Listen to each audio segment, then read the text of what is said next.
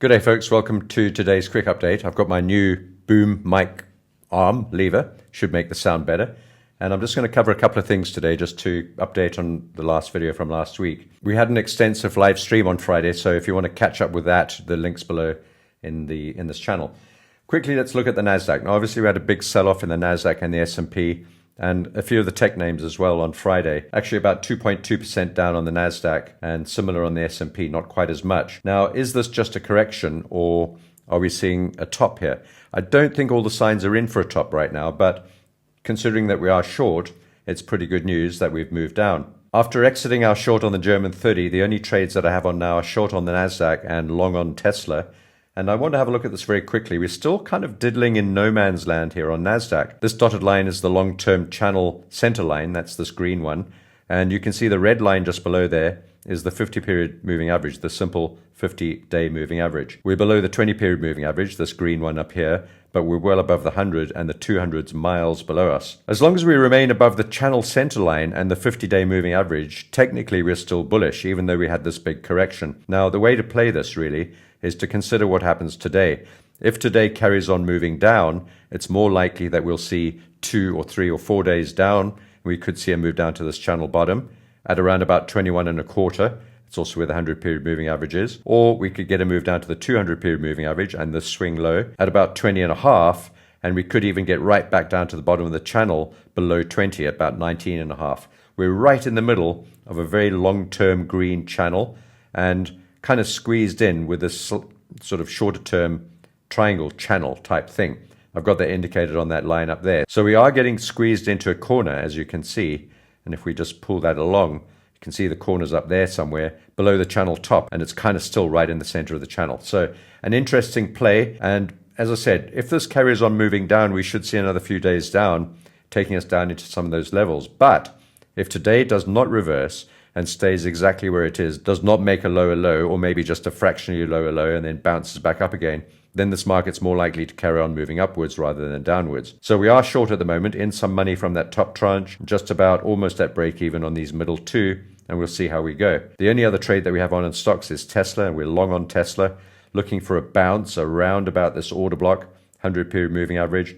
We've been long on a number of occasions now, one up there, and one just below us. So it's kind of moving against us, but it's also offset as a hedge against our short NASDAQ trade. So we're short on the NASDAQ. If that wins, Tesla might lose and vice versa. And so we're in a slightly hedged position. And don't blame me for that at this level of the market, because it's very, very difficult to trade. We've been stuck essentially in a range for a very long time. And even though, as you can see, the NASDAQ's moving higher, really since, if we go back as far as we were when this range began, there was just about before December last year. So we're now almost at the end of February. So pretty much sideways for at least a month, month and a half, maybe 2 months.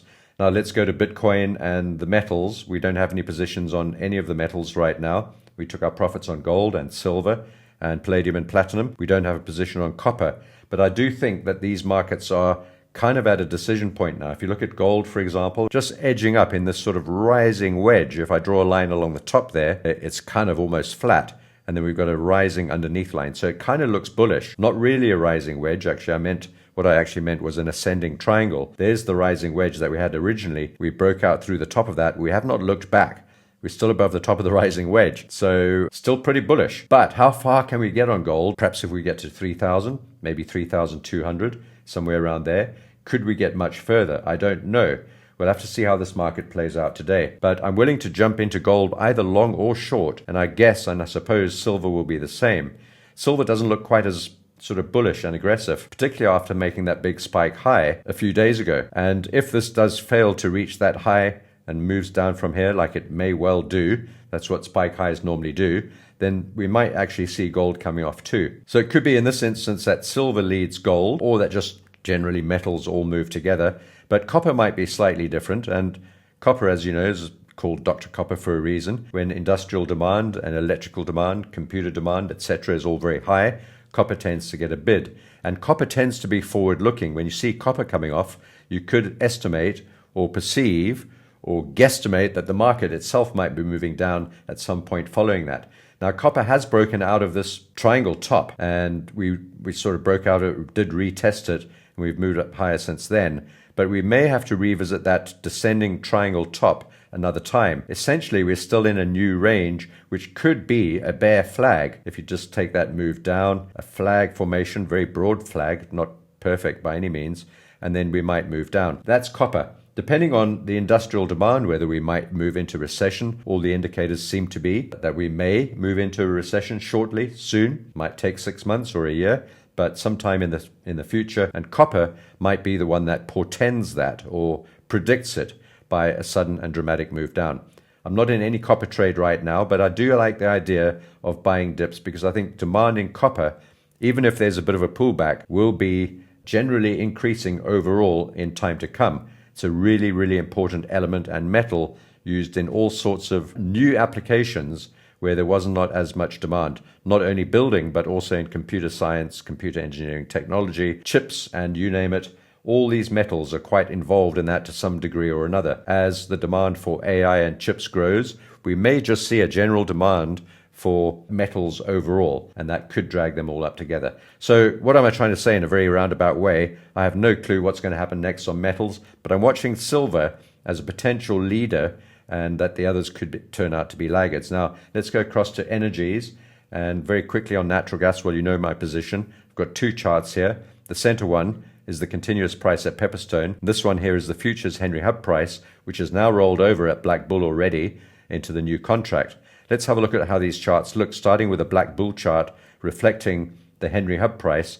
And you can see after that weekend gap, just a few hours ago really, we've carried on moving down. We've got the 50-period moving average just here, which we've now broken down below, and we've got the 200 and the 100 just below there. I do think that we should try to reach $3.75. That's this level here, this blue line. It's an important number in natural gas trading, and you can see just by looking at this recent short-term price movement how it's kind of a dividing line between the sort of quite bullish, very bullish picture of natural gas and the quite bullish, let's say very bullish and quite bullish. Of course, anything above about $2.50 is bullish. Anything below that is neutral down to about $2. We start getting very low prices. But right up here at $4, it's not cheap. And I think we could pull back into the sort of fair value zone for now of $3.75, and that's what we'll be watching. So we don't have any new positions added to this one.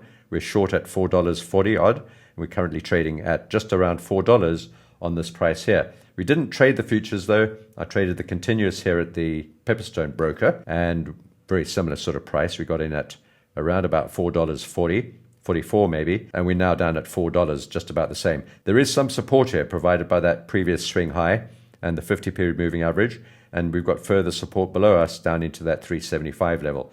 If that level fails, I think we could head further down towards $3. Let's go to the day chart to have a look at that. There are my arrows. We didn't take the green one. We've taken the red one. We betted on the red one. Really a bit of a coin toss, I have to say. You know, sometimes you get them right when it's not all that clear. Sometimes you get them wrong.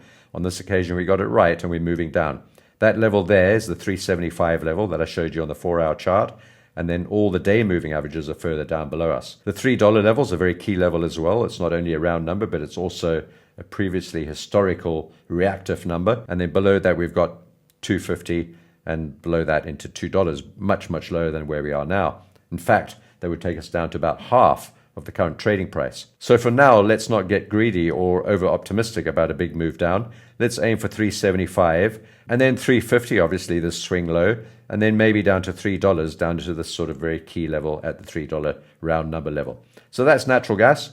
And until something changes, I'm going to hold those short positions, looking for a move to 375 and then $3. We're also long on uranium through the URA instrument, and that's the way it looks, breaking down through there. I did warn that this might happen into the first buying zone. I haven't added any additional longs on just yet. There's another zone down here, which I'm more interested in probably, and that's down at about $22 to $23. Right now, though, if we do see a bit of a bounce, which we don't see in pre-market, maybe just a tiny touch, but not really. And if we don't see a bounce here, then I think we could start loading up a little bit more down there. Overall, I think that uranium's got a good and long and bright future, but it's not going to be sudden or overnight. It's not going to be dramatic. It's one of those things which is a commodity which I think will become more and more in vogue and in demand as we may or may not, but I think we may or should or will move towards more nuclear energy. Right, so that's uranium. And then Brent crude oil, well, we remain short. We have one entry tranche, From up there where we touched the rounding 20-period moving average, the green one, the 200-period moving average, the purple one, and it's also a Fibonacci retracement level, so a perfect entry there. We remain short. When and if and when we get that Moab break, there's the Moab, the mother of all breaks, down below, roughly, and I don't think we can be all that precise, but roughly $65. If we do break and close below there, we should see a sudden surge much lower, down to about, I don't know, below $60, into the 50s, maybe the low 50s, and even into the 40s. So that's WTI. Brent crude following suit. And in fact, Brent crude has just broken down through this recent short-term support, even though we haven't quite managed that on WTI just yet. But Brent crude, which often leads WTI, has broken support already. It's just short-term support heading down towards Moab. Then going across to the 10-year yield and the VIX, well, we remain long on the VIX. It may be coming back in today. We may exit this trade depending on how the markets move. If the markets do hold these current levels, NASDAQ and S&P particularly, then the VIX, and they bounce from there, the VIX will continue to drop lower. But if those markets have had enough of being at these lofty heights for so long, then they may move further down into those support levels that I pointed out on the NASDAQ, for example, and then the VIX should move a little higher. We're also still long on TLT, looking to get out of this trade. Nothing in pre-market, still hovering around about that 89 to 90 level. And, well, I think, Treasury should pick up. All the signs are there. If we look at the 10-year yield, it's broken down, just down to that support again now, though.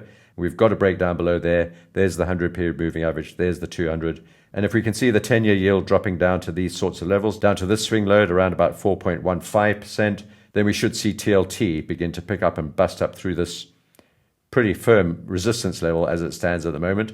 But if we can get up there and close above around about 90, maybe above the 100-period moving average, and get up towards that 200, we'll start to get into some profit on this, and I may just actually exit this and take profit. There are all sorts of warning signs, of course, that inflation might be sticking its beaky beak up a little bit further again, and that, perhaps there won't be any interest rate cuts this year, and perhaps the Fed's looking one way, that the US government's looking the other way. So I think there's an interesting battle going on between Trump, Doge, job cuts, and what the Fed's going to do when all of these job cuts come through the system in Washington and so on in the government, and the numbers show up in the jobs reports, the unemployment claims, and all that sort of thing.